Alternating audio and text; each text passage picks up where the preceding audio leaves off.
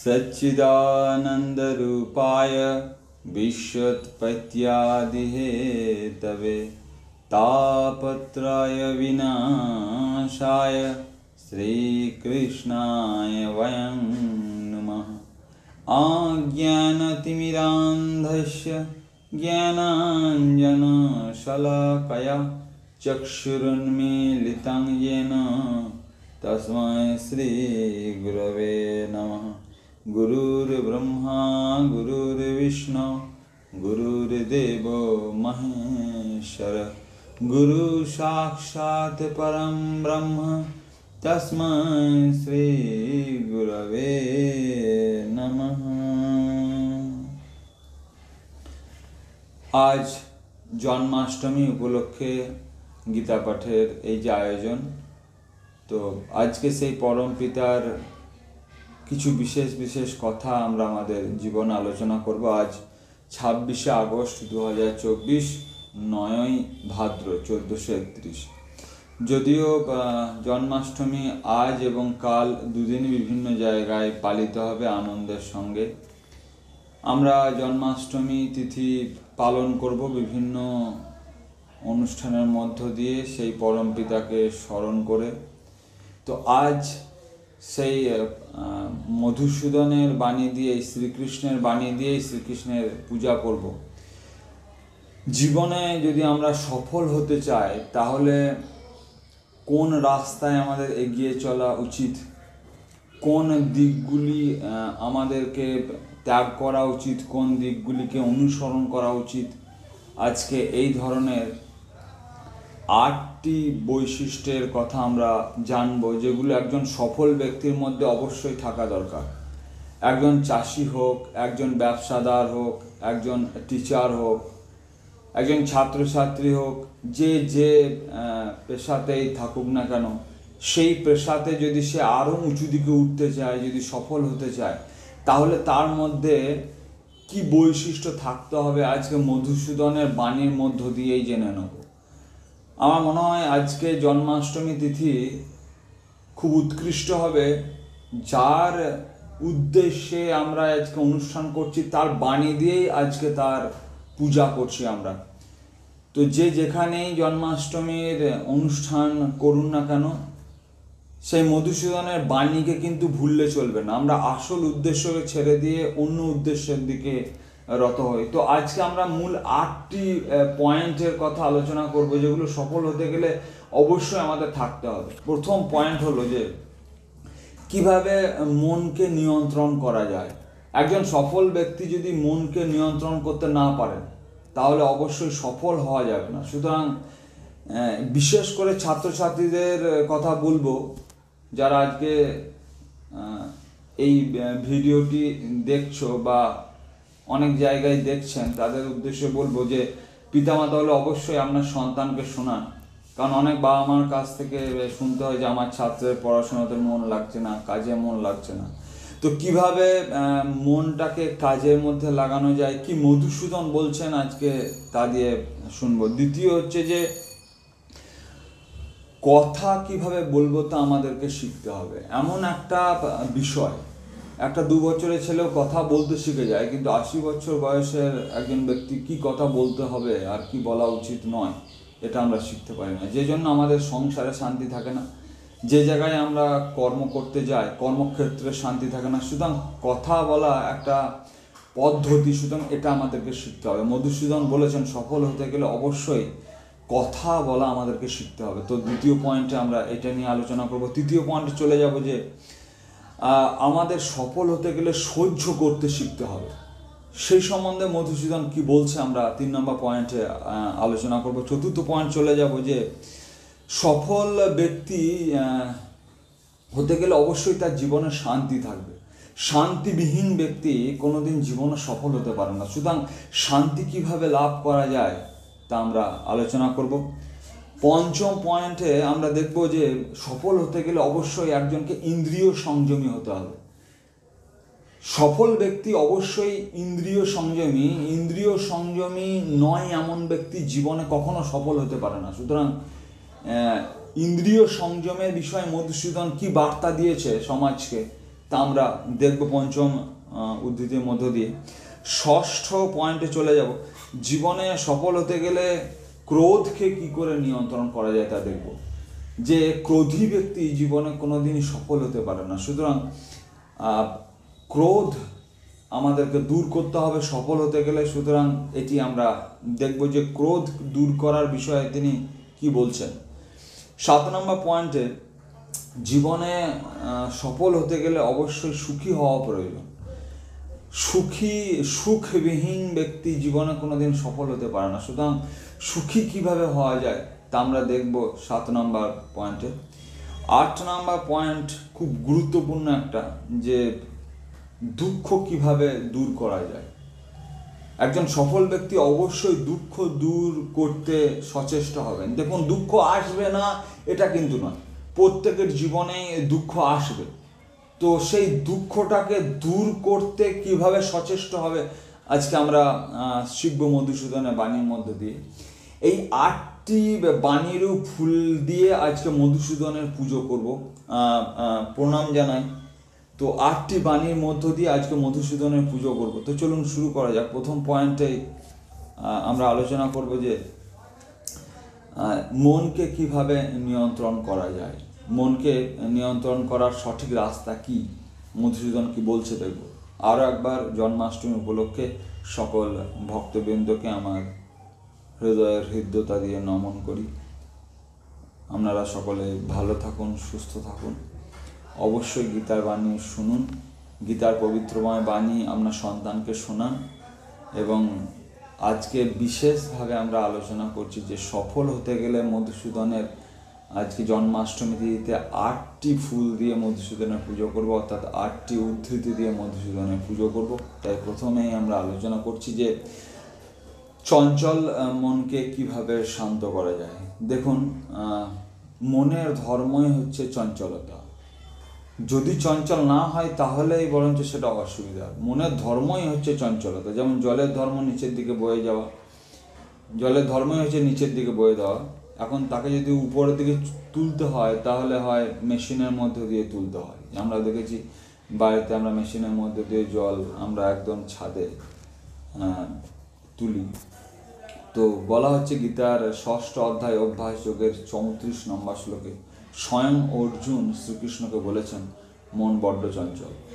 আমি এখানে প্রত্যেকটা শ্লোক একদম কোথায় থেকে নিচ্ছি, কত নম্বর অধ্যায়, কত নম্বর শ্লোক আমি আপনাদেরকে বলে দিচ্ছি। আপনাদের বাড়িতে যদি কোনো গীতা বই থাকে তাহলে খুলে আপনারা দেখে নিতে পারেন, পজ করে দেখে নিতে পারেন। অবশ্যই আপনার বাড়িতে একটা গীতা থাকা অবশ্যই দরকার। সনাতনীদের বাড়িতে অবশ্যই গীতা থাকবে।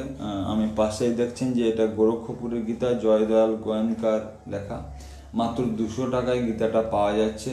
যদি আপনার বাড়িতে কোনো গীতা না থাকে, একদম সহজ সরলভাবে ব্যাখ্যামূলকভাবে দেওয়া আছে। অবশ্যই একটা গীতা আনিয়ে নেবেন। সামনেই দুর্গাপুজো, তো সন্তানকে একটা জামা কম উপহার দিয়ে 200 টাকা দিয়ে একটা গীতা উপহার দেন।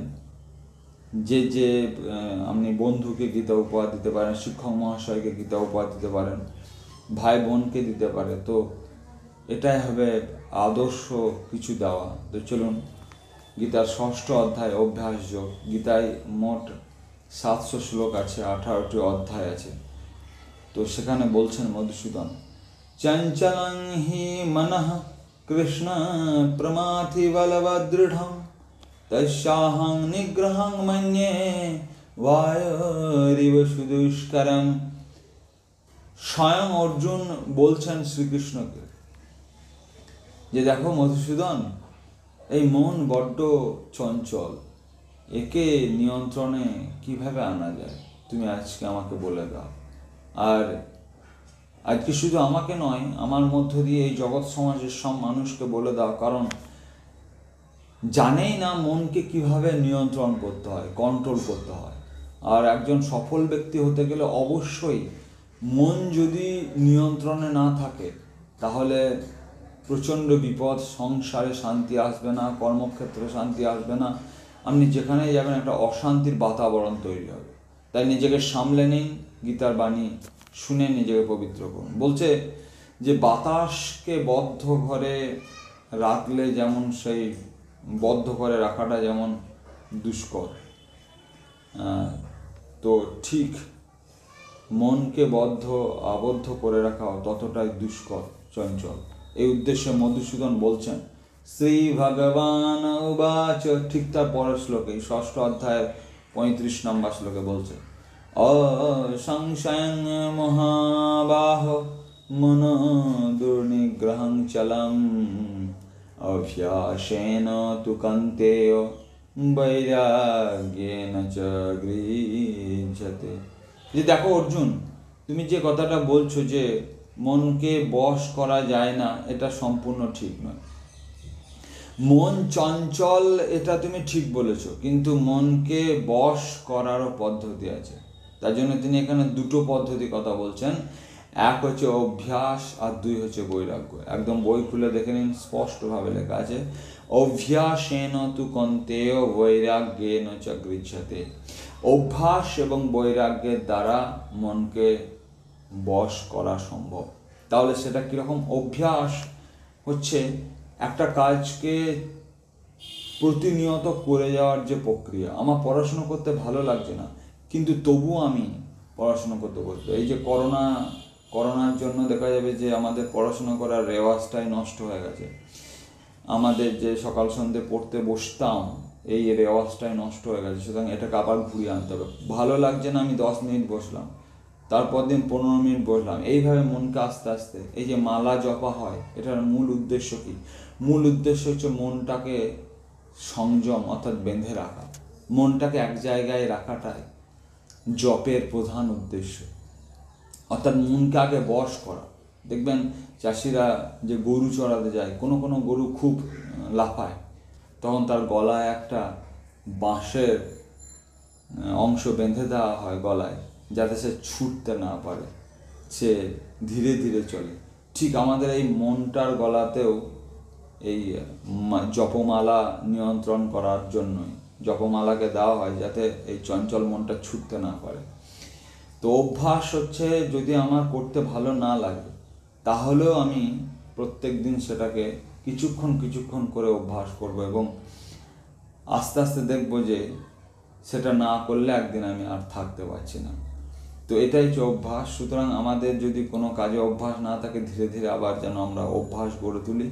এইভাবে মনকে নিয়ন্ত্রণ করা যায়। দ্বিতীয়ত বলা হচ্ছে বৈরাগ্য। বৈরাগ্য শব্দটার অর্থ হচ্ছে বিরাগের ভাব।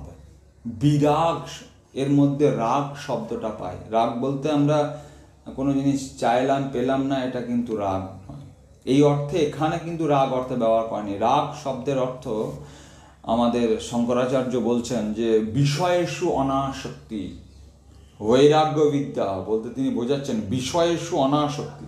দেখুন আমাদের এই যে ইন্দ্রিয়গুলো আছে, চক্ষু, কর্ণ, নাসিকা, জিহ্বা, ত্বক, এই ইন্দ্রিয়গুলো আমাদেরকে যে দিকে টেনে নিয়ে যায়, যে বিষয়ের দিকে টেনে নিয়ে যায়, সেটাই হচ্ছে রাগ। সেখান থেকে ঘুরিয়ে আনাটাই হচ্ছে বিরাগ, আর এর ভাবই হচ্ছে বৈরাগ্য। অর্থাৎ আপনি হয়তো পড়তে বসেছেন, আপনার পাশে একটা মোবাইল আছে, যে একটা মেসেজ এলো, অমনি আপনার শব্দটা যেই কানে গেল, অমনি আপনার মনে বিভিন্ন রকম প্রশ্নের ঢেউ আসতে শুরু করবে, যে কে মেসেজ পাঠালো, কি উদ্দেশ্যে মেসেজ পাঠালো। আর যখন একবার আপনি মোবাইলে হাত দেবেন, তখন দেখবেন যে আসল উদ্দেশ্য যেটা ছিল সেটা ভুলে গিয়ে আপনি নানা রকম জালে জড়িয়ে পড়েছেন। তার ফলে মূল যে উদ্দেশ্য পড়াশোনা করা, সেটা আমরা ভুলে গেছি। সুতরাং আমাদেরকে এই যে বিষয়ের দিকে টেনে নিয়ে যাচ্ছে, এখান থেকে সরিয়ে আনা, এটা কিন্তু একদিনে সম্ভব নয়। এটা আমাদেরকে ধীরে ধীরে, এটাও কিন্তু অভ্যাসের মাধ্যমেই আনতে হবে। সুতরাং অভ্যাস আর বৈরাগ্য, এই 2 পদ্ধতির দ্বারা আমরা মনকে বশে আনতে পারি। সুতরাং খুব একটা গুরুত্বপূর্ণ মেসেজ দিচ্ছেন মধুসূদন। বর্তমান যুগের পরিপ্রেক্ষিতে আমরা এত চঞ্চল হয়ে পড়েছি যে মনকে কিছুতেই বশ করতে পারছি না। সুতরাং বশ করা সম্ভব, সেটা হচ্ছে অভ্যাস। প্রতিনিয়ত আমরা যদি অভ্যাস করতে শুরু করি, আর আমরা যদি বিষয় থেকে আস্তে আস্তে সরে আসতে শুরু করি, বিরাগের ভাব যদি আমরা মনের মধ্যে আনতে পারি, তাহলে অবশ্যই আমরা আমাদের চঞ্চল মনকে শান্ত করতে পারব। দ্বিতীয় বিষয়ে চলে যায় যে মধুসূদন আজকে আমাদেরকে কথা কিভাবে বলতে হয় তা শেখাচ্ছেন। দ্বিতীয় পয়েন্টে সেটাই নিয়ে আলোচনা করব। যে দেখুন, যেটাই আমি মুখ দিয়ে বলি সেটাই কিন্তু কথা নয়। একটা 2 বছরের বালকও, শিশুও কিন্তু কথা বলে। তো সে কি বলে নিজে কিন্তু জানে না। সেই জন্য 2 বছর বয়সে আমরা কথা বলতে তো শিখে যাই। 2 বছর কি, তার আগেই আমরা কথা বলতে তো শিখে যাই, কিন্তু 80 বছর বয়স পর্যন্ত আমরা শিখতে পারি না যে কোনটা আমার বলা উচিত ছিল আর কোনটা উচিত ছিল না। স্থান, কাল, পাত্র বিচার করে যদি আমরা কথা বলতে না পারি তাহলে সেই কথা নয়। দেখুন, আপনি যে জায়গাতেই থাকুন, আপনি যদি টিচার হন বা আপনি যদি ইউনিভার্সিটিতেও কাজ করেন, তাহলে সেই জায়গায় আপনাকে কথা বলতে হয়। আপনি যদি একজন ব্যবসাদার হন, তাহলে আপনাকে কিন্তু ক্রেতাদের সঙ্গে কথা বলতে হয়। আপনি যদি গৃহিণী হন, তাহলে কিন্তু ঘরের সকলের সঙ্গে কথা বলতে হয়। এই একটা বাক বা একটা কথা কি সাংঘাতিক মারাত্মক হতে পারে যদি আমি বুঝে না বলি। দেখবেন, 2-3 দিন আগে আপনি কি দিয়ে মুড়ি খেয়েছেন, আমি যদি আপনাকে জিজ্ঞাসা করি, আপনার হয়তো এখনই মনে নেই, একটু ভাবতে হবে আপনাকে। কিন্তু আজ থেকে 10, 15, 20 বছর আগে, আপনার বয়স যেরকম হবে, আজ থেকে 20, 15, 25 বছর আগে আপনাকে এমন একটা কেউ কথা বলেছে, এমন একটা কথা বলেছে যে আপনি কিন্তু এখনো ভুলতে পারেননি। একদম নিজের বিবেক দিয়ে বিচার করে দেখুন, কথা কি মারাত্মক হতে পারে যদি আমি সেটাকে বুঝে না বলি। কথা, দেখুন, বাইরে থেকে যদি তীর দিয়ে আঘাত করা হয় তাহলে সেরে যায়। যদি চামড়ায় আঘাত লাগে তাহলে সেটা কিন্তু আবার ওষুধ দিয়ে সারানো যায়। কিন্তু যেটা একদম ভিতরে আঘাত করে, মনের ভিতরে আঘাত করে, সে আঘাত কিন্তু চট করে সারে না। মৃত্যুর আগের দিন পর্যন্তও কিন্তু মনে থাকে, এবং আমরা বলে থাকি যে তুমি আমাকে বলেছিলে এই কথা, এবং আমরা আত্মীয় স্বজনদেরকে বলি ও আমাকে এই কথাটা বলেছিল। সুতরাং কথা বলতে কিন্তু আমাদেরকে শিখতে হবে। তাই মধুসূদন কি বলছেন আমরা গীতা থেকে শুনে নেব।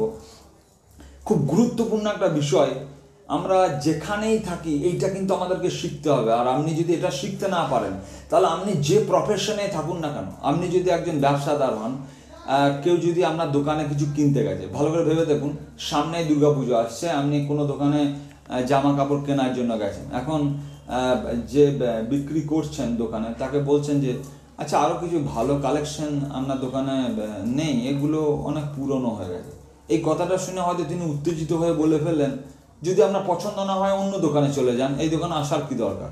ভালো করে ভেবে দেখুন, যদি এই কথা, মাত্র 2টো কথা বলেছে, যদি আপনার পছন্দ হয় তাহলে কিনুন, নইলে অন্য দোকানে চলে যান, তাহলে দেখবেন সেই দোকানে আর কেউ যাচ্ছে না। কারণ সে হয়তো অনেক ভালো ভালো জিনিস রেখেছে, কিন্তু কথা বলতে জানে না।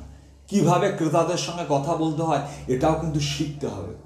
এইটা যদি আপনি রপ্ত করতে না পারেন, তাহলে আপনি যে প্রফেশনে আছেন এবং যে প্রফেশনে যাব বলে ভাবছেন, সেই জায়গাতে আপনি উন্নতি কোনোদিন করতে পারবেন না। তাই মধুসূদন কি বলছে শুনুন।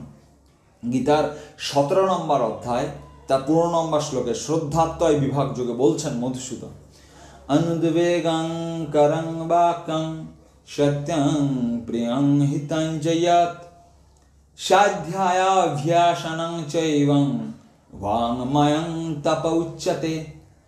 বলছেন যে অনুদ্বেগং করং বাক্যং সত্যং প্রিয়ং হিতং চয়াত। এই যে কথা বলছি, এটাকে বাক তপস্যা বলা হয়। তপ উচ্চতে, অর্থাৎ এই কথা বলাটাও একটা তপস্যা। এটাকে অনেক কষ্ট করে শিখতে হয়, অনেক কষ্ট করে অর্জন করতে হয়।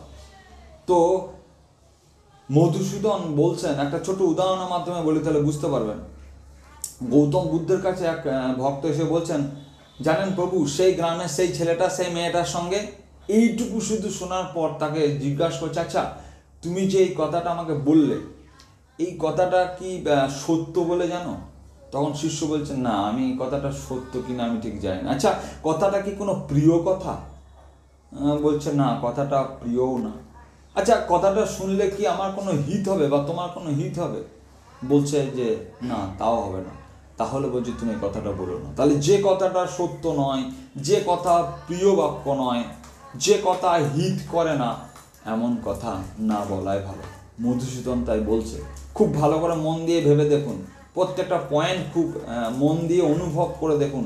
সন্তানকে শেখান যে কথা মুখ দিয়ে বের করলেই কিন্তু সেটা কথা নয়, কথাটা যেন সংযত, মার্জিত এবং আমরা যেন স্থান কাল পাত্র বুঝে কথা বলতে শিখি। যে কোনো জায়গায় যে কোনো কথা বলা কিন্তু উচিত নয়, এবং যদি অপ্রয়োজনীয় জায়গায় যদি কোনো কথা এমন বলে ফেলেন তাহলে কিন্তু আমরা প্রাণঘাতী পর্যন্ত হতে পারে। তাই আজকে আমরা এই জন্মাষ্টমী তিথিতে মধুসূদনের বিশেষ বার্তা হলো যে কথা বলা আমাদেরকে শিখতে হবে, স্থান কাল পাত্র মেনে কথা বলতে হবে। কথা যেন মার্জিত হয়, কথা যেন সত্য হয়, কথা যেন প্রিয় হয়, কথা যেন হিতকারী হয় এবং কথা যেন অনুদ্বেগকারী হয়। যাকে বলছি তার মধ্যে যেন কোনো উদ্বেগ সৃষ্টি না করে। সুতরাং এই বিষয়গুলো আমরা যদি ফলো করে জীবনের দিকে এগিয়ে চলি, জীবনের রাস্তায় এগিয়ে চলি, অবশ্যই আমরা সফল হতে পারবো। এবং একজন সফল ব্যক্তির অবশ্যই এই বিষয়টাকে খেয়াল রাখতে হবে, কথা বলার পদ্ধতি সম্বন্ধে তাকে জানতে হবে। চলুন তৃতীয় বিষয় সম্বন্ধে চলে যাই। তৃতীয় পয়েন্টে মধুসূদন বলছেন যে সহ্য করতে শিখতে হবে। তুমি যদি জীবনে সফল হতে চাও, তুমি যদি যে কোনো কাজেই সফল হতে চাও, তো যে কোনো প্রফেশনে তুমি যদি সফল হতে চাও, তাহলে তোমাকে সহ্য করার গুণ আনতে হবে। এবং ভালো করে ভেবে দেখুন, জীবনে যে যত উঁচুতে উঠেছে সফল ব্যক্তি যারা, তাদের জীবনের দিকে একবার, পিছনের দিকে একবার তাকিয়ে দেখুন কতটা তাকে সহ্য করতে হয়েছে, দুঃখ কষ্ট কতটা তাকে সহ্য করতে হয়েছে। ভেবেন না এমনি এমনি সব কিছু কিন্তু হয়ে গেছে। তাই চলুন গীতা থেকে বলছে আজকে দেখবো, প্রত্যেকটা কথা আজকে গীতা থেকে যাচাই করে নেব যে মধুসূদন কি বলছেন এবং সেইগুলো আমরা কতটা জীবনে মেনে চলতে পারছি। মধুসূদন দ্বিতীয় অধ্যায়ের 38 নম্বর, গীতার দ্বিতীয় অধ্যায় মানে সাংখ্যযোগ। মোট 18টি অধ্যায় আছে। অর্জুন বিষাদ যোগ, সাংখ্যযোগ, কর্মযোগ, জ্ঞান যোগ, সন্ন্যাস যোগ, ধ্যান যোগ, জ্ঞান বিজ্ঞান যোগ, অক্ষর ব্রহ্মযোগ, রাজবিদ্যা, রাজযোগ যোগ, এই ক্রমে মোক্ষযোগ পর্যন্ত আছে। আপনাদের কাছে বই থাকলে অবশ্যই একবার দেখে নেবেন ভালো করে। তো চলুন, বলছেন গীতার দ্বিতীয় অধ্যায় 38 নম্বর শ্লোকে, সুখে দুঃখে সমে ক্রত্বা লাভালাভ জয়া জয় ততো যুদ্ধায় যুজ্যস্ব নৈবং পাপম অবাপ্স্যসি। জীবনে আমাদের চলার ক্ষেত্রে আমরা দেখব সবার জীবনে সবসময় যে সুখ আসবে এমন কিন্তু নয়। সুখ আসবে, দুঃখ আসবে, যেমন লাভ হবে সেরকম অলাভ কিন্তু আসবে, যেমন জয় আসবে পরাজয়ও কিন্তু আসবে। সবগুলোকেই আমাদেরকে মেনে নিতে হবে। ব্যর্থতাও আমাদের জীবনে আসবে। আমি একটা চাকরির পরীক্ষা দিয়েছি, আমি যে সফল হব এটা আমি নিশ্চিত করে বলতে পারি না, কারণ কর্মের ফল তো আমাদের হাতে নেই। তাই গীতাতেও বলছে কর্মণ্যেবাধিকারস্তে মা ফলেষু কদাচন মা কর্মফল হেতুর্ভুর্মা সঙ্গস্তু অকর্মণা। বলছে গীতাতে যে কর্মের ফলটা তো আমাদের হাতে নেই, সুতরাং এইটাকে মেনে নিতে হবে। অনেক বাবা মা আমরা ছেলেদের উপর চাপিয়ে দিয়ে তোমাকে এইটা করতেই হবে, তোমাকে এত রেজাল্ট করতেই হবে, এবং এই জন্য অনেক ছেলে মেয়ে আত্মহত্যা করে পিতা মাতার টর্চারে। খারাপভাবে নেবেন না বিষয়টা। বিভিন্ন আজকে আমরা সংবাদ মাধ্যমে দেখতে পাই, পেপারে দেখতে পাই যে একটা ছোট্ট বাচ্চা সবে মাত্র কথা বলতে শিখেছে, তার উপরে চাপিয়ে দেওয়া হচ্ছে তোমাকে এটা করতেই হবে, তোমাকে এটা বলতেই হবে। তার এখন হয়তো দুধ খাওয়ার বয়সও শেষ হয়নি, তার উপর প্রথম থেকে প্রেশার ক্রিয়েট করা হচ্ছে। তো পিতামাতাদের উদ্দেশ্যে বলবো, সমাজের যারা যারা ভিডিওটা দেখছেন সকলকে উদ্দেশ্য করে বলবো যে সহ্য করতে আপনি নিজে শিখুন এবং সন্তানকে শেখান। প্রথমেই একদম দুঃখের মধ্য দিয়ে যাবেন না, সহ্য করতে শিখুন। তাই সহ্য করতে শেখার বিষয়ে আরও মধুসূদন কি বলছে আমরা দেখবো। গীতার দ্বিতীয় অধ্যায়ের 56 নম্বর শ্লোকে তিনি আবার বলছেন, দুঃখেষু অনুদ্বিগ্ন মনঃ সুখেষু বিগত স্পৃহ বিতরাগ ভয়ক্রোধ স্থিতধী মনিরুচ্যতে। গীতার দ্বিতীয় নম্বর অধ্যায় 56 নম্বর শ্লোক, বই খুলে একবার দেখে নেন। বলা হচ্ছে যে যিনি দুঃখে উদ্বেগ শূন্য থাকবে, দুঃখ আসবে জীবনে, প্রত্যেকটা মানুষকে গিয়ে একবার জিজ্ঞাসা করে দেখুন, প্রত্যেকটা মানুষের জীবনে দুঃখ আসবে। দুঃখটা যে শুধু আমার জীবনে আসবে বা আপনার জীবনে আসছে এমন নয়, প্রত্যেক ব্যক্তির জীবনে দুঃখ আসবে। এখন মুশকিলটা হচ্ছে আপনি কিভাবে রিয়্যাক্ট করছেন, এটাই হচ্ছে বড় কথা। দুঃখে আপনি কিভাবে রেসপন্স করছেন, এটাই হচ্ছে বড় কথা। কেউ একদম মরে গেলাম বাঁচাও এরকম বলবে, কেউ ধীরভাবে সেটাকে সহ্য করবে। তাই বলা হচ্ছে যিনি দুঃখে থাকেন উদ্বেগ শূন্য, যিনি সুখে থাকেন স্পৃহা শূন্য, সবসময় একটা ব্যালেন্স রেখে চলার চেষ্টা করেন, যার অনুরাগ ভয় ক্রোধ নিবৃত্ত হয়ে গেছে, এমন স্থিতি ব্যক্তিকেই মুনি বলা হয়েছে শাস্ত্রে। তাই বলা হচ্ছে যে যিনি সব কিছুকে সহ্য করে চলতে পারবেন তিনিই জীবনে সফল হতে পারবেন। আর একজন সফল ব্যক্তির মধ্যে এই গুণগুলো অবশ্যই থাকা দরকার, অবশ্যই সহ্য করার গুণ তার মধ্যে থাকবে। তো চলুন, গীতার 3য় অধ্যায়ে আমরা একটা বিশেষ অংশ শিখলাম। সমাজকে শ্রীকৃষ্ণ বার্তা দিতে চেয়েছেন তার পবিত্রময় গ্রন্থ গীতার বাণীর মধ্য দিয়ে, যে সহ্য করো, সহ্য করলেই পাবে, যে সয় সেই রয়।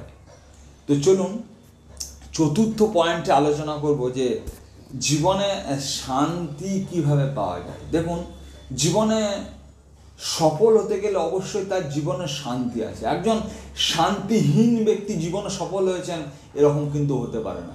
সুতরাং শান্তি আমি জীবনে কি করে লাভ করব, মধুসূদন আজকে গীতাতে কি বলছে আজকে আমরা দেখব। গীতার 2য় অধ্যায় সাংখ্যযোগের 71 নম্বর শ্লোকে, বই থাকলে একবার খুলে দেখে নেবেন শ্লোকগুলো।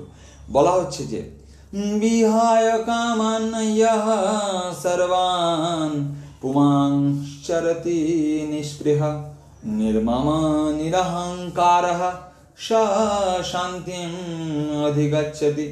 একদম স্পষ্ট বলছে, বিহায় কামান ইয়ঃ সর্বান পুমাংশ্চরতি নিঃস্পৃহ নির্মম নিরহংকার স শান্তিম অধিগচ্ছতি। তাহলে যদি আমরা জীবনে শান্তি লাভ করতে যাই, তাহলে কিছু জিনিস আমাদেরকে ত্যাগ করতে হবে। সবকে নিয়ে চলবো বললে কিন্তু হবে না। কিছু জিনিসকে আমাদের জীবনে যেমন গ্রহণ করতে হবে, কিছু জিনিসকে আমাদের জীবন থেকে ত্যাগ করতে হবে। কি কি জিনিস ত্যাগ করতে হবে? প্রথমে মধুসূদন কি বলছেন? বিহায় কামায়, কামনাকে ত্যাগ করতে হবে। এই কামনায় আমাদেরকে ধীরে ধীরে মৃত্যুর দিকে নিয়ে যায়। যত আপনি ছুটবেন কামনার পিছনে, সে আপনাকে ছুটিয়ে ছুটিয়ে নিয়ে যাবে। তাই কামনার গলায় লাগাম দেওয়া দরকার। বিহায় কামান প্রথমেই বলছে যে কামনা ত্যাগ করা দরকার। ইয় সর্বান পুমাংশ্চরতি নিঃস্পৃহ নির্মমা নিরহংকার। এবং জীবনে যদি আমরা শান্তি লাভ করতে চাই, তাহলে অহংকার ত্যাগ করতে হবে। এবং এটা খুব গুরুত্বপূর্ণ একটা জিনিস, যে অহংকার ত্যাগ করাটা কিন্তু খুব একটা সোজা জিনিস নয়। কিন্তু এই অহংকার যদি আমাদের এই মনের মধ্যে একটাই মাত্র বসার সিট আছে। যদি আপনি মধুসূদনকে বসাতে চান, তাহলে অহংকারকে ত্যাগ করতে হবে। আর যদি সেই সিটে অহংকারকে বসান, তাহলে মধুসূদন কিন্তু বসবে না সেই সিটে, মধুসূদন কিন্তু চলে যাবে সেখান থেকে। সুতরাং এখানে হৃদয় পদ্মে একটাই মাত্র, এই পদ্মাসনে বসার একটাই জায়গা আছে। সেখানে হয় আপনি আপনার অহংকারকে বসান, নইলে অহংকারকে বের করে দিয়ে মধুসূদনকে বসান, একটাই জায়গা। দেখুন, অহংকারকে ত্যাগ করার রাস্তা আছে। যদি আমরা জীবনে দুটো শব্দকে ত্যাগ করতে পারি, তাহলে অহংকারকে ত্যাগ করতে পারো।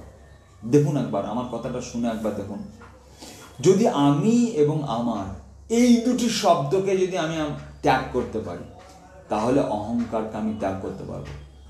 যে আমি করছি এইটা না বলে যদি বলি মধুসূদন আমাকে এটা করাচ্ছেন, মধুসূদন আমাকে এটা করাচ্ছেন, যদি আমি এই রকম ভাবি, তাহলে দেখব যে আমার মধ্যে থেকে অহংকার চলে যাবে। আমার বাড়ি, আমার ঘর, সব কিছু এইরকম না ভেবে যদি আমি সেই পরম পিতার অনুগ্রহে লাভ করতে পেরেছি এরকম ভাবতে পারি, তাহলে মনটা বড় কোমল হবে, মনটা চঞ্চল শূন্য হবে। তাই জীবনে যদি আমি শান্তি লাভ করতে চাই, তাহলে মধুসূদন আমাদেরকে বার্তা দিচ্ছেন যে কামনাকে আমাদের মধ্য থেকে দূরে সরিয়ে রাখতে হবে, অহংকারকে আমাদের মধ্য থেকে ত্যাগ করতে হবে। নইলে কিন্তু জীবনে কখনোই আমরা শান্তি লাভ করতে পারবো না। সংসারে অশান্তি বিরাজ করবে, নিজের জীবনও অশান্তিতে ভরে যাবে। তাই চলুন এবং পঞ্চম বাক্যে চলে যায়, পঞ্চম উদ্ধৃতিতে চলে যায়।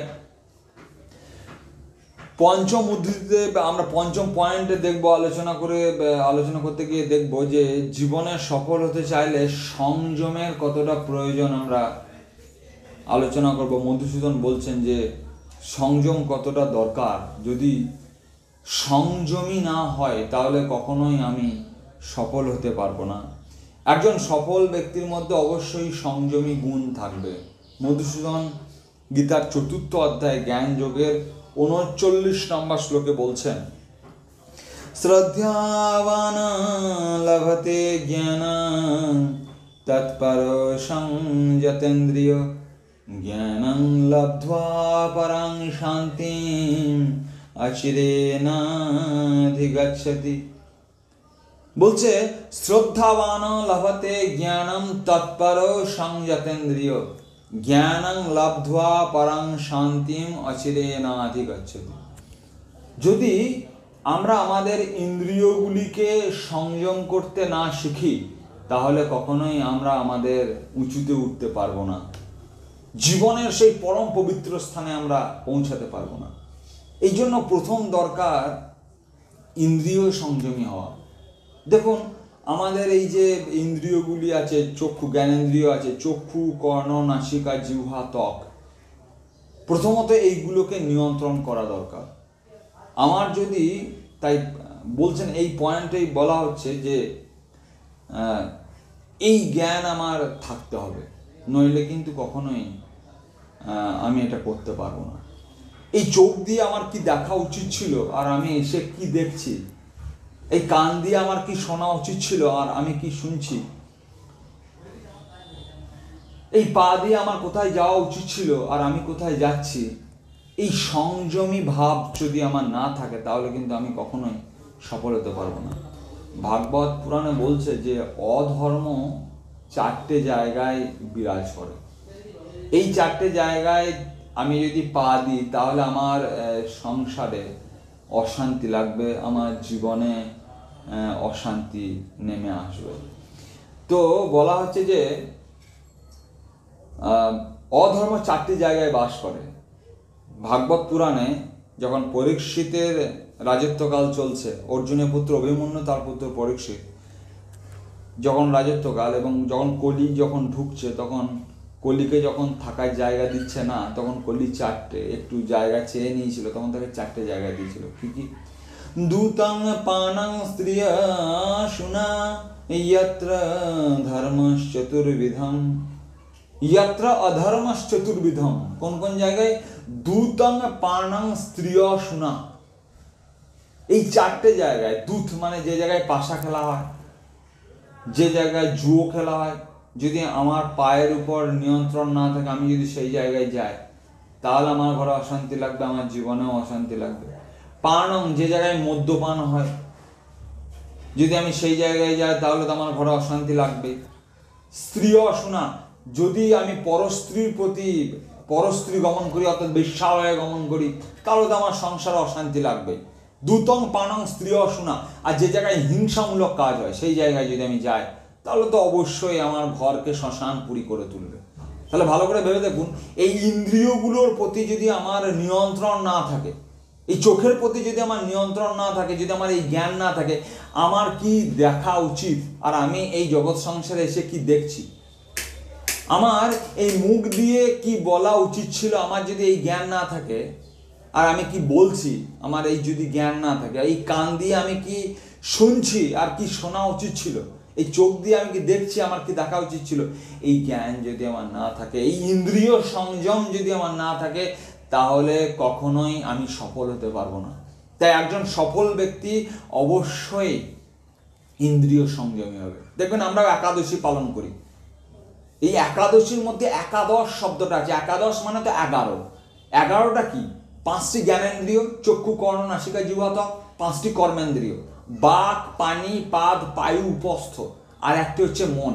এই টোটালি বা আমাদের সনাতন ধর্মে যে তিথিগুলোর কথা বলা আছে, পূর্ণিমা বলুন, একাদশী বলুন, যেখানে উপোস করার কথা বলা হয়, কত সায়েন্টিফিক, ভালো করে ভেবে দেখুন। একাদশী মানে হচ্ছে 11। কি 11? 5টি জ্ঞানেন্দ্রিয়, 5টি কর্মেন্দ্রিয়, আর এক হচ্ছে মন। এই 11টি ইন্দ্রিয়কে নিজের বশে রাখার অভ্যাস করাটাই হচ্ছে একাদশী।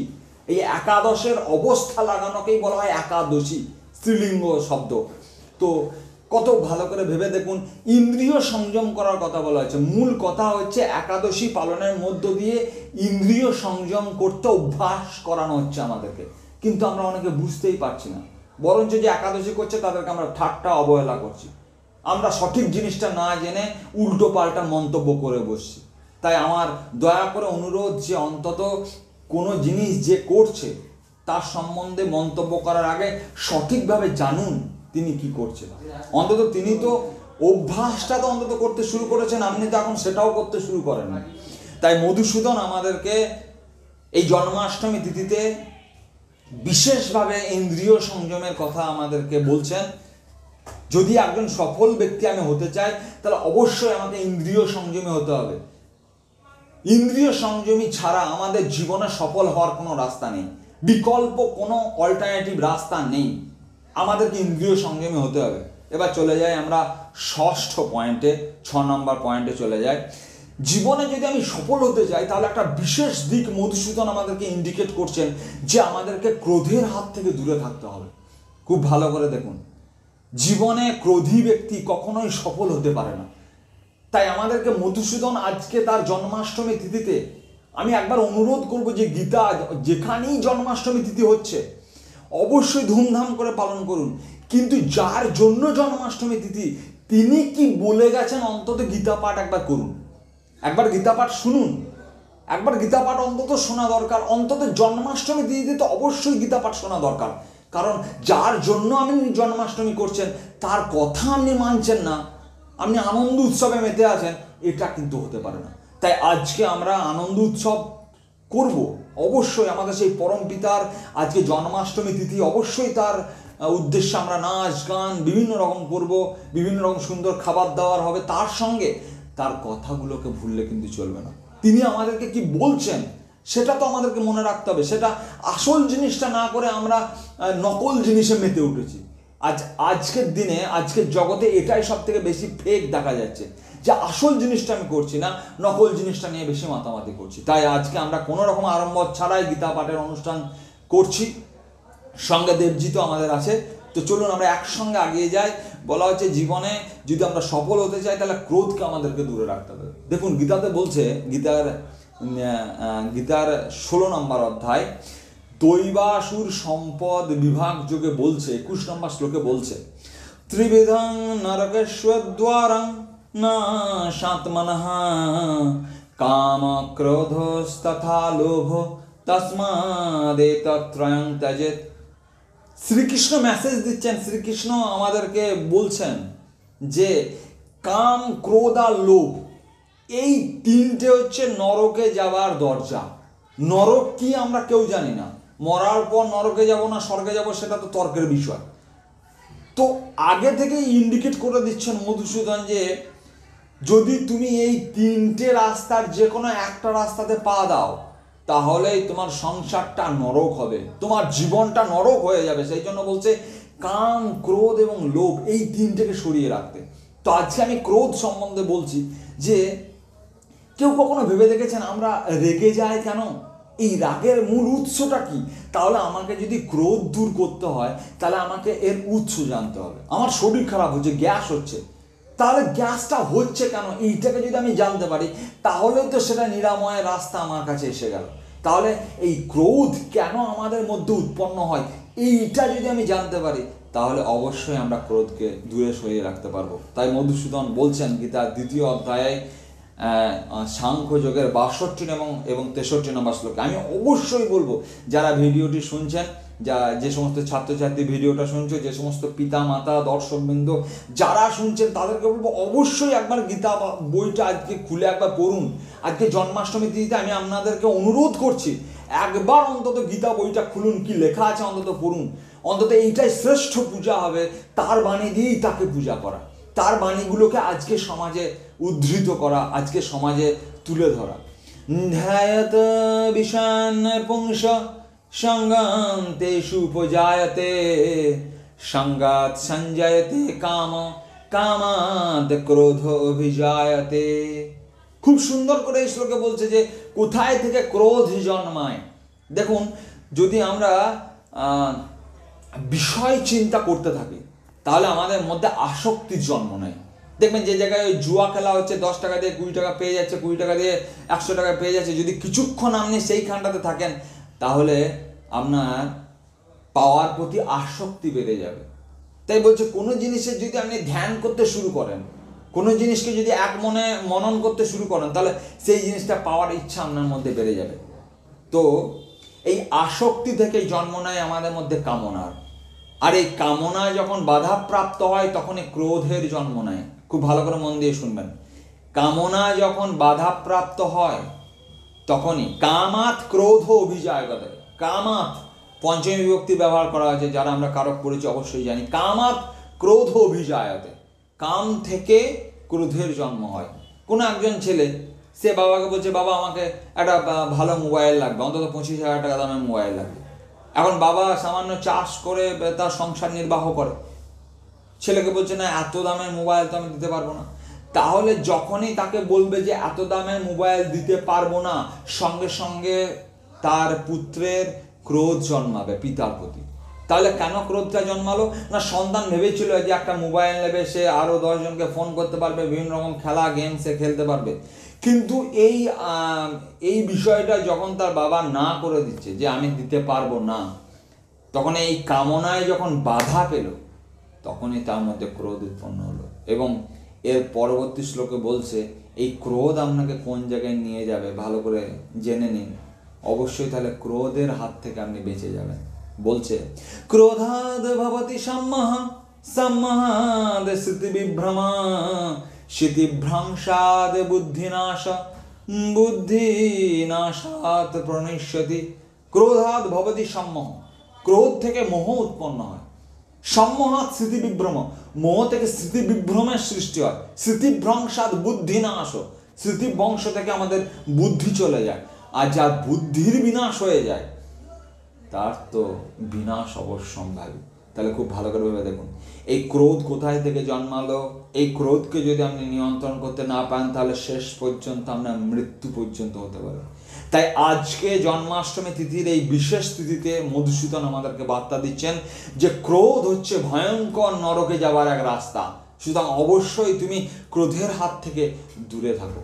অবশ্যই ক্রোধ করার আগে ভেবে নাও যে জিনিসটা তুমি তোমার মধ্যে আশ্রয় দিচ্ছ এ তোমাকে কতটা ভয়ঙ্কর জায়গার দিকে নিয়ে যেতে পারে। সুতরাং আমি অবশ্যই সকলকে বলবো যে ক্রোধের হাত থেকে সরে আসুন, ধীর স্থির শান্ত চিত্তে সব কিছু ভাবতে শিখুন। জীবনের সমস্যাগুলো আসবে আমাদের, ক্রোধের দ্বারা কখনো সমস্যা মেটানো যায় না, ক্রোধের দ্বারা বরঞ্চ আরও সমস্যার মধ্যে জড়িয়ে পড়া যায়। তাহলে ধীর স্থিরভাবে ভেবে যদি আমরা সিদ্ধান্ত নিতে পারি, তাহলে অবশ্যই আমরা ক্রোধের হাত থেকে দূরে যাব। খুব গুরুত্বপূর্ণ আমরা 6 নম্বর পয়েন্ট আলোচনা করলাম। 7 নম্বর পয়েন্টে বলছে যিনি জীবনে সফল হতে চান তিনি অবশ্যই সুখী হওয়ার চেষ্টা করবেন। সুখ এমনি এমনি জীবনে আসে না, সুখী হওয়ার চেষ্টা করতে হয়। আর যে ব্যক্তি সফল হয়েছেন তিনি অবশ্যই সুখী হওয়ার কথা ভেবেছেন, সুখী হওয়ার দিকে নজর দিয়েছেন। তো মধুসূদন আজকে আমাদেরকে কি বলছেন তার গীতার বাণীর মধ্য দিয়ে শুনবো। মধুসূদন বলছেন গীতার 4th অধ্যায় জ্ঞান যোগ তার 40 নম্বর শ্লোকে বলছে যে সুখী কিভাবে হওয়া যায়। অজ্ঞাশ্চ শ্রদ্ধানাশ্চ সংশয়াত্মা বিনাশ্যতি, নায়ং লোকোয়স্তি ন পরো ন সুখং সংশয়াত্মনঃ।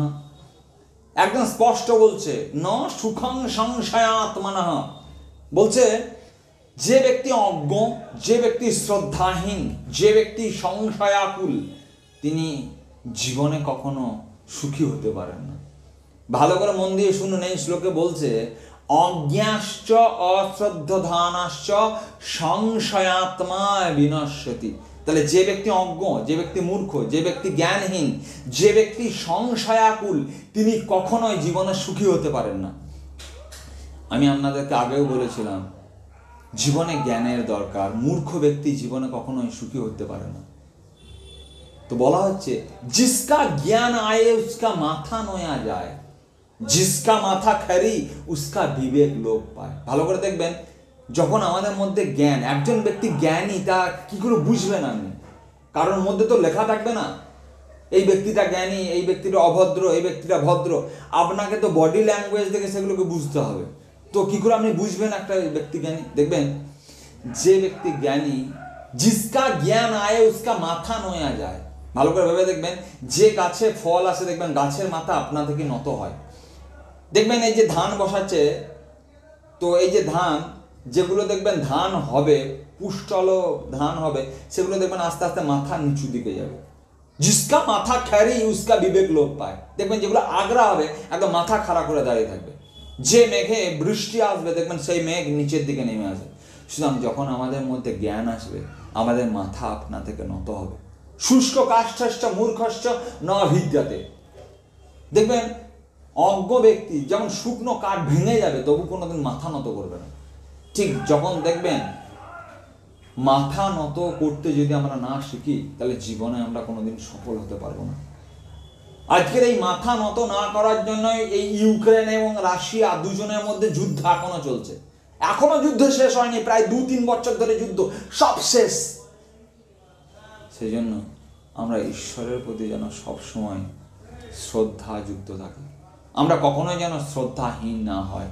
ঈশ্বরের প্রতি যদি আমাদের শ্রদ্ধা না থাকে তাহলে সেই মধুসূদনকে আমরা কি করে পাবো জীবনে? দেখুন, যদি আমরা ঈশ্বরকে শ্রদ্ধাপূর্ণভাবে ভক্তিপূর্ণভাবে সব কিছু নিবেদন করি তাহলে ঈশ্বর আমাদের সব দায়িত্ব নেন। একদম গীতায় স্পষ্ট বলা হচ্ছে, যদি আমরা সব কিছু ঈশ্বরকে নিবেদন করে দিই তাহলে ঈশ্বর আমাদের সব দায়িত্ব নেন। আমার কথা যদি বিশ্বাস নয়, চলুন এবার গীতা থেকে শোনাচ্ছে আমাদের। গীতার 9ম অধ্যায় রাজবিদ্যা রাজগুহ্য যোগের 22 নম্বর শ্লোকে বলছেন, অনন্যশ্চিন্তয়ন্তি মাং ये जना पर्युपासते तेषां नित्याभियुक्तानां योगक्षेमं वहाम्यहम्। দেখুন, ঈশ্বরকে যদি আমরা এক মনে সবকিছু স্মরণ করে দিই, অনন্যশ্চিন্তয়ন্তি মাং ये जना पर्युपासते, যদি আমরা অনন্য শব্দটা মানে হচ্ছে ন অন্য অনন্য, যার মন অন্য দিকে নেই সে হচ্ছে অনন্য। যদি আমরা ঈশ্বরকে এক মনে ভাবতে পারি, দেখবেন আতস কাঁচের আমরা রোদে দিয়ে দেখবেন অনেকে কাগজ পোড়ায়, কাগজটা তখনই পুড়বে যখন পুরো ফোকাসটা একটা বিন্দুতে মিলিত হবে। তার আগে যদি ফোকাসটা চারিদিকে ছড়িয়ে থাকে তাহলে কখনোই কাগজ পুড়বে না। ঠিক আমরা যদি মনটাকে একদম ঈশ্বরের পদতলে নিবেদন করতে পারি, তিনি আমাদের সব দায়িত্ব নেন। বলছে যোগক্ষেমং বহাম্যহম, তিনি আমাদের যোগ এবং ক্ষেম বহন করেন। যোগ মানে অলব্ধস্য লাভ যোগ, লব্ধস্য রক্ষণং যোগ। যা নেই তা তিনি আমাদেরকে এনে দেন, আর যা আছে তা তিনি আমাদেরকে রক্ষা করেন। নাথাত দাঁত দিয়া দুধ মাক খবর হে খুদা কো তুম ক্যা করোগে। ঈশ্বর জানে যে একটা সন্তান মাতৃগর্ভে যখন থাকে তখন জানে যে সে শক্ত খাবার খেতে পারবে না, তার জন্য আগে থেকে দুধের ব্যবস্থা করে। খুব ভালো করে মন দিয়ে দেখুন, নাথাত দাঁত দিয়া দুধ মাক খবর হে খুদা কো তুম ক্যা করোগে। তাহলে ঈশ্বরের কাছে খবর থাকে, সে জন্মের আগের থেকে আমাদের খবর নিয়ে রেখেছে। আর আমরা সেই ঈশ্বরের প্রতি সংশয় আকুল, ঈশ্বর আছে কিনা এই নিয়েই দ্বন্দ্ব। প্রত্যেকটি কণায় কণায় ঈশ্বরের বিরাজমান, আপনি বিশ্বাস করুন আর না করুন। এই জন্য তো প্রহ্লাদকে জিজ্ঞাসা করা হয়েছিল, কোথায় আছে তোমার? সেই পরম ভক্ত প্রহ্লাদকে যখন জিজ্ঞাসা করলো সব জায়গায় আছে, বলছে আছে এই খামের মধ্যে। বলছে হ্যাঁ, এই খামের মধ্যে। সেই ঈশ্বরের প্রতি যদি বিশ্বাস রাখা যায়, ঈশ্বর ভক্তকে বাঁচানোর জন্য সব জায়গায় বিরাজমান হতে পারে। তো আমরা তার চরিত্র দিয়ে দেখি, जिसका शरण ले और राखी उसका मान, उलट जले मछली चले भाসি যায় গজরাজ।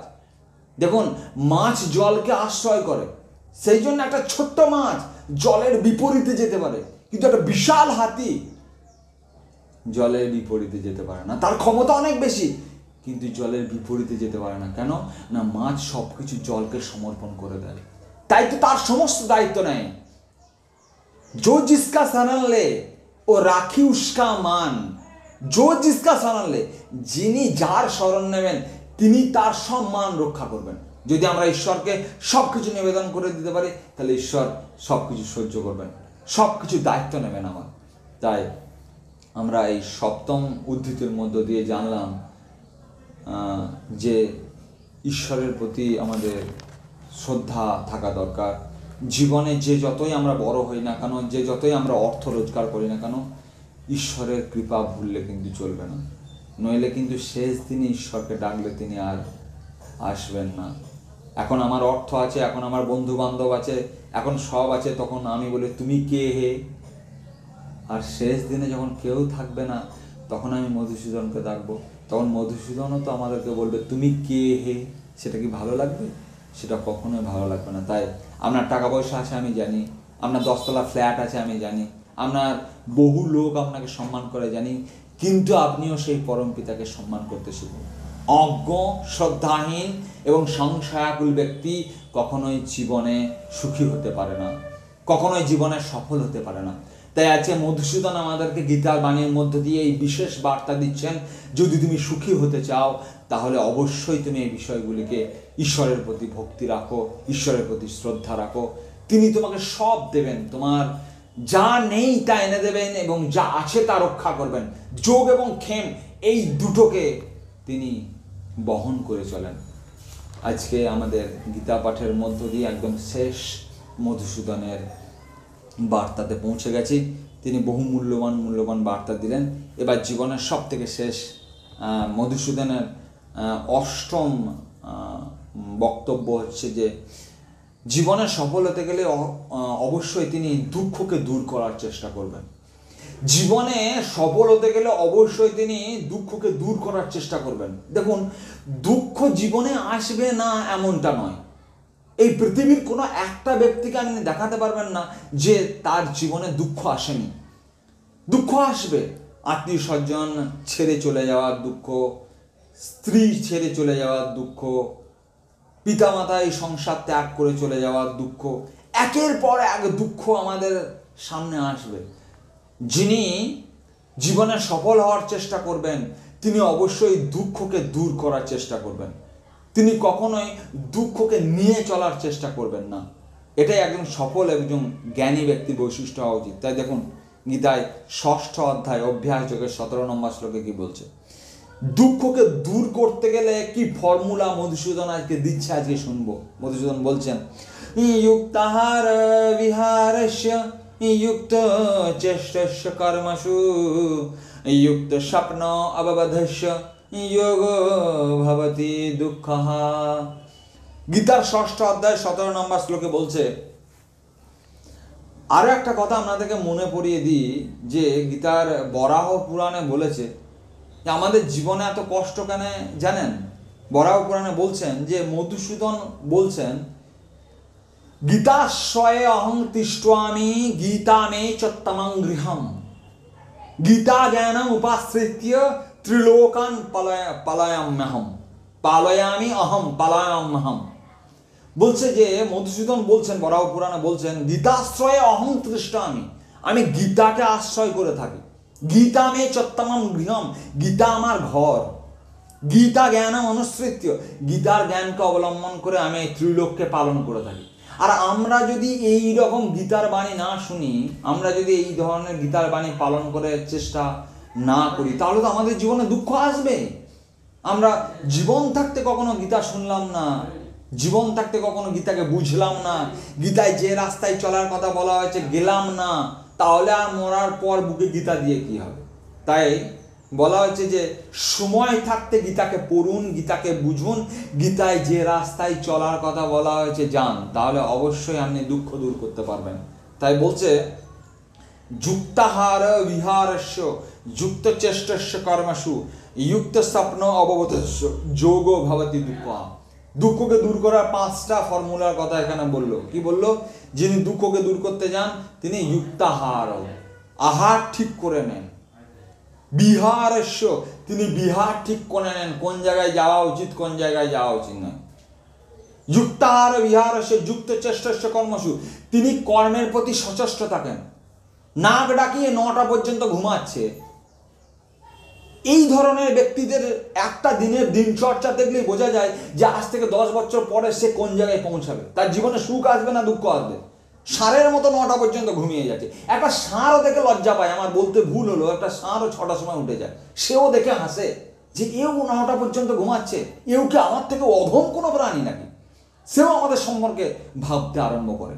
তাই ভালো করে ভেবে দেখুন, একজনের একটা দিনচর্চা দেখেই বোঝা যায় কার সঙ্গে মিশছে, কি ধরনের কথা বলছে, কোন জায়গায় যাচ্ছে, কি খাচ্ছে, দেখলেই বোঝা যায় তার জীবনে সুখ আসবে না তার জীবনে দুঃখ আসবে। তাই নিজের জীবনের রাস্তাগুলোকে এখনো সময় আছে, ঠিক করে নেন। মধুসূদন বারবার আমাদেরকে অ্যালার্ট করছে, এরপরে বলবেন না যে মধুসূদন তোকে এই বিষয়ে কিছু বলেনি। তাই বলছে আহার ঠিক করে নেন, বিহার ঠিক করে নেন, যুক্ত চেষ্টস্য কর্মসু, নিজের কর্মের প্রতি সচেষ্ট থাকুন। আর কি বলছে, যুক্ত স্বপ্ন অববোধস্য যোগ ভবতি দুঃখ।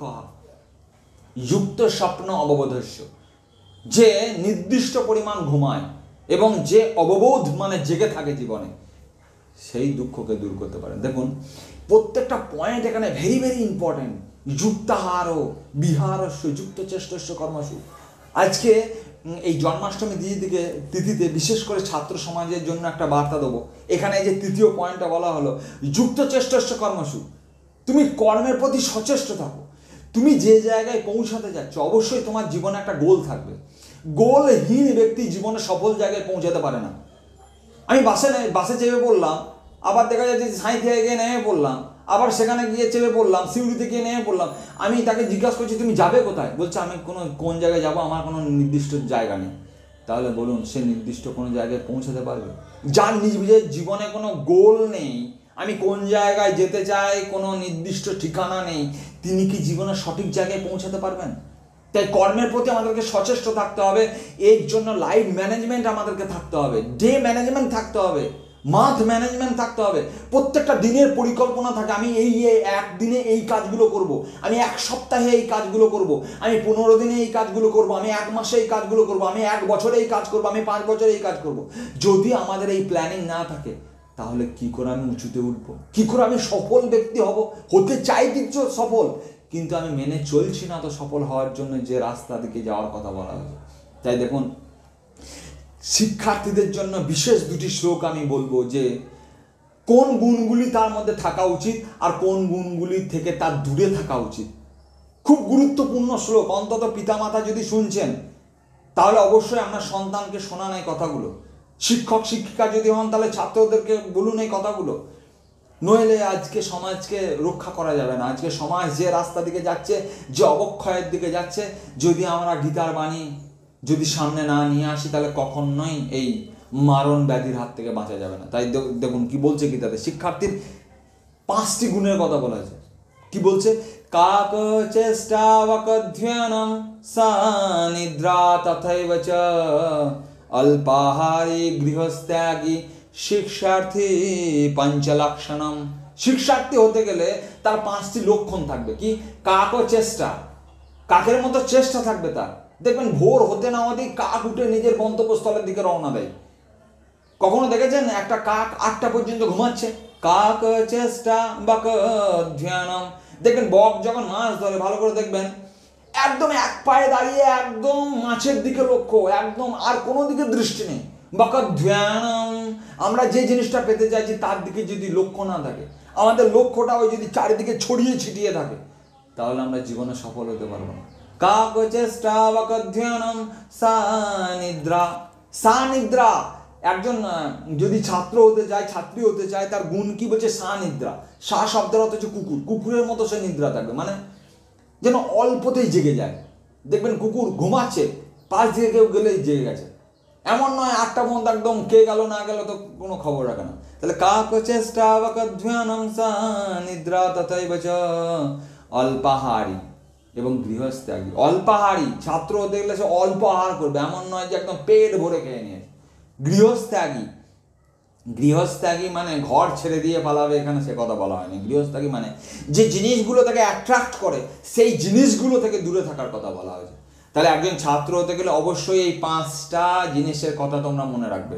যদি ছাত্রছাত্রী কেউ শুনছো, অবশ্যই আমি তাদেরকে বলবো যে অবশ্যই কাক চেষ্টা বকধ্যানম সা নিদ্রা তথৈব চ অল্পাহারী গৃহস্ত্যাগী শিক্ষার্থী পঞ্চলক্ষণম। তাহলে কোন জিনিসগুলো থেকে দূরে থাকবে? তাহলে এইগুলোকে নিজের জীবনে নিয়ে আসবে। আমি বারবার বলছি, যদি জীবনে সফল হতে চাও তাহলে কিছু যেমন আনতে হবে, কিছু ত্যাগ করতে হবে। তাহলে এই 5টা গুণকে নিজের জীবনে আনতে হবে। তাহলে কি ত্যাগ করবো আমি, সে কথাও বলছে। কামম ক্রোধম তথা লোভম সাদম শৃঙ্গার কৌতুকী অতি নিদ্রা অতি সেবা বিদ্যার্থী অষ্টবর্জয়েত। বিদ্যার্থী অষ্টবর্জয়েত, 8টা জিনিস ত্যাগ করবে। কি কি?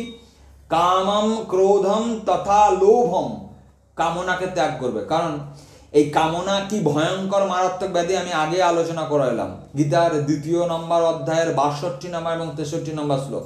আর একবার দেখে নাও ভালো করে, যদি আপনার মনে না থাকে, যদি তোমার মনে না থাকে, একবার ভালো করে দেখে নাও কামনা কোন জায়গায় নিয়ে যাবে তোমাকে। কামম ক্রোধম, ক্রোধ কি ভয়ঙ্কর আলোচনা করলাম সে পয়েন্টে। কামম ক্রোধম তথা লোভম, এই লোভও কি ভয়ঙ্কর, নরকে যাওয়ার এক রাস্তা। নরকস্য ত্রিবিধং দ্বারম, নরকে যাওয়ার 3টে রাস্তা, কাম ক্রোধ এবং লোভ। ভালো করে দেখুন, কামম ক্রোধম তথা লোভম স্বাদম। আমরা যদি গুণ বিচার না করে স্বাদের জন্য খাই তাহলে কিন্তু আমাদের জীবনে সমস্যা নেমে আসবে। তাই সাদম শৃঙ্গার, শৃঙ্গার থেকে আমাদের দূরে থাকতে হবে। মানে যে জিনিসগুলো আমাদেরকে খুব আকর্ষণ করে সেই জিনিস থেকে আমাদেরকে দূরে থাকার চেষ্টা করতে হবে। সাদম শৃঙ্গার কৌতুকী। অতি নিদ্রা, আমরা যদি অতিরিক্ত ঘুমাই তাহলে আমরা জীবনে কখনো সফল হতে পারবো না।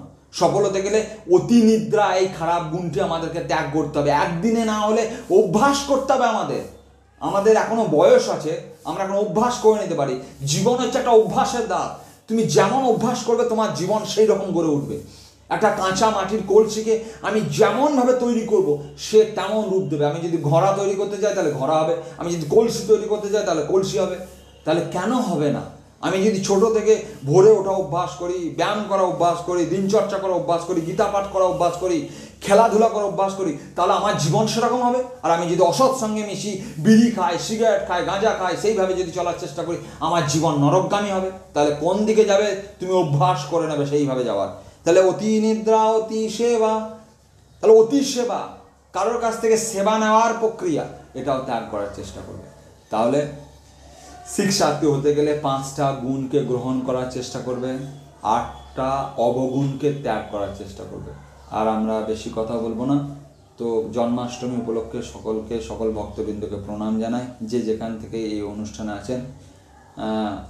এই আমি 8টা বিষয় নিয়ে কথা বললাম, খুব গুরুত্বপূর্ণ কথা নিয়ে, একদম জিস্ট হিসাবে এগুলোকে আমি তুলে ধরলাম। গীতার একদম, গীতাকে নিংড়ে আমরা যে রস পেলাম সেই রস আপনাদেরকে আস্বাদন করানোর চেষ্টা করলাম।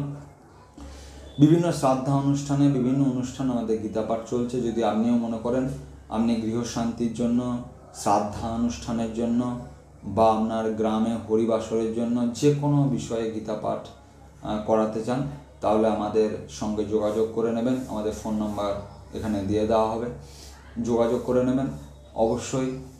আরও একবার সকলকে সুস্থ থাকতে কামনা করি, ঈশ্বরের কাছে নিবেদন করি সকলে সুস্থ থাকুন, ভালো থাকুন।